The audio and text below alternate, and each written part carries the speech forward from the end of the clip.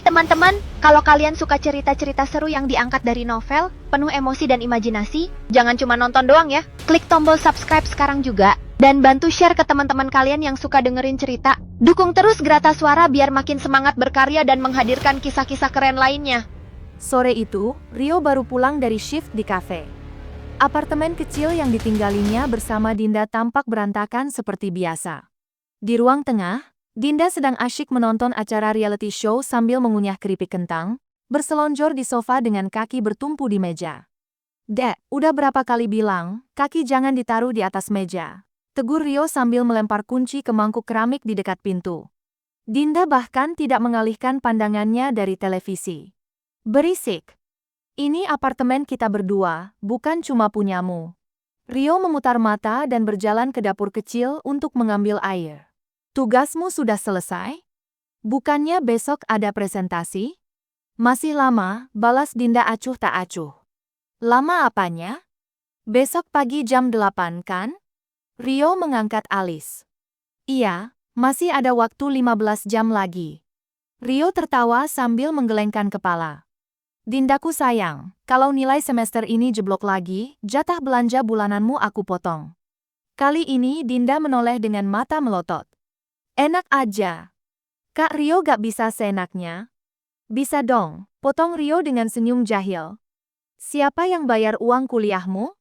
Siapa yang beliin laptop baru waktu laptopmu rusak? Siapa yang..."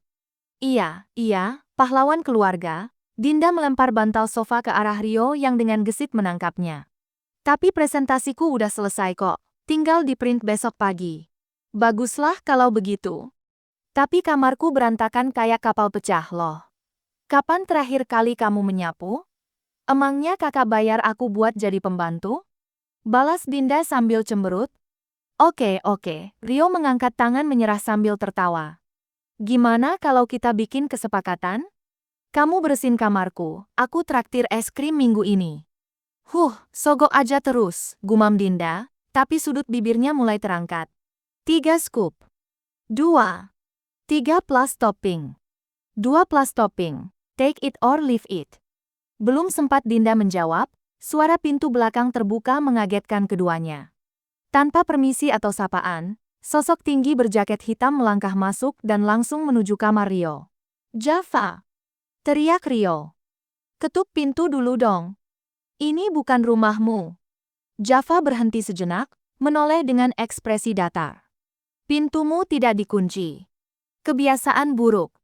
Dinda langsung memperbaiki posisi duduknya dan mengibaskan rambutnya.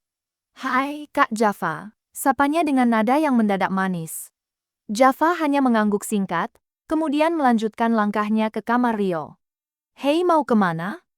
"Gak sopan banget sih," protes Rio sambil mengikuti temannya. Di dalam kamar, Java langsung duduk di depan meja komputer Rio. Tanpa menunggu izin, ia mengeluarkan laptop dari tasnya dan menyalakannya. "Ada kasus penting," ujar Java singkat sambil jarinya bergerak cepat di keyboard. Rio menghela napas dan menutup pintu kamarnya. "Kasus apa lagi?" "Dosen teknik, Shafira, Anindya, dan 3 mahasiswi lain melaporkan pelecehan. Tapi tidak ada bukti." "Dosen siapa?" tanya Rio, kini penasaran. "Pratama, dosen analisis sistem." Rio langsung mendengus kesal. "Ah, Pak Tua itu. Sudah lama kudengar rumor tentang dia." "Rumor tidak cukup," kata Java datar sambil menghubungkan laptopnya dengan komputer Rio. "Butuh bukti. Screenshots, rekaman, chat history. Dan kau mau apa?" Rio berhenti sejenak. "Tunggu, kau tidak bermaksud meretas akun sosmednya kan?" "Itu ilegal, Java." "Bukan meretas," Java melirik Rio dengan tatapan dingin. "Hanya mengakses data publik dengan cara yang tidak konvensional." Sementara jari-jari Java menari di atas keyboard, Dinda tiba-tiba membuka pintu kamar tanpa ketukan. "Kalian ngapain sih? Kok bisik-bisik?" tanyanya sambil melongokkan kepala. "Dinda!" Rio buru-buru mendorong adiknya keluar. "Ini urusan cowok. Kerjakan tugasmu sana." "Urusan cowok apaan? Kalian nonton yang aneh-aneh ya?" tuduh Dinda dengan mata menyipit curiga. Kasus pelecehan, potong Java tanpa mengalihkan pandangan dari layar. Dosen Pratama. Targetkan mahasiswi cantik dengan nilai kurang. Menawarkan nilai A dengan imbalan tidak pantas. Dinda terdiam, ekspresinya berubah serius. Pratama? Dosen yang gendut berkacamata itu? Rio dan Java bertukar pandangan. Kau kenal dia? Tanya Rio khawatir. Dia mengajar di kelasku semester ini, ujar Dinda. Selalu menatapku aneh dan sering menawarkan bimbingan pribadi. Java berhenti mengetik. Untuk pertama kalinya, ia menatap Dinda dengan penuh perhatian. Apa dia menghubungimu secara pribadi? Tanya Java tajam. Ada beberapa DM di Instagram, jawab Dinda, mendadak suaranya kecil.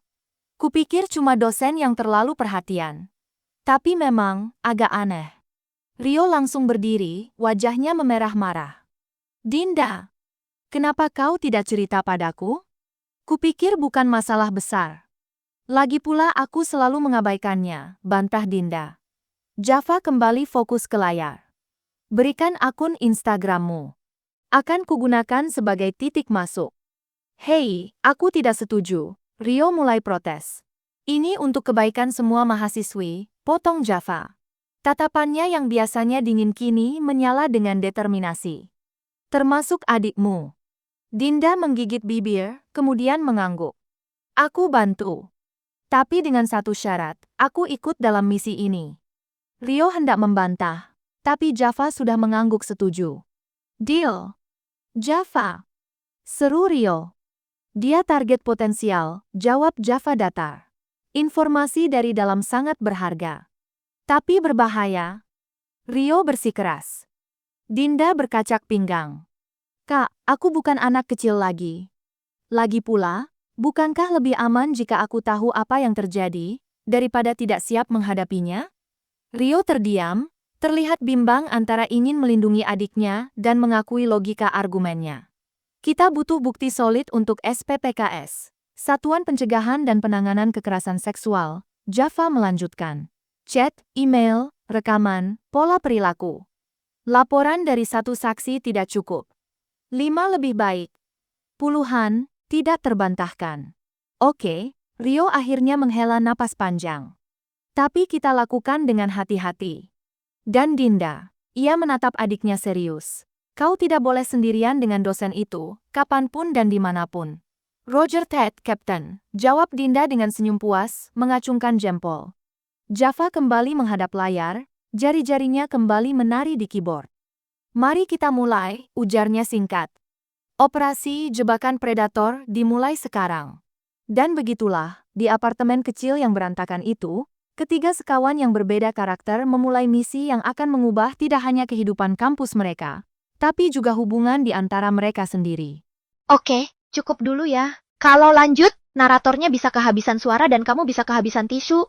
Episode berikutnya dijamin lebih seru, lebih ngaco, dan tetap bikin ketagihan. Sampai jumpa di Grata Suara, tempat cerita hidup kembali.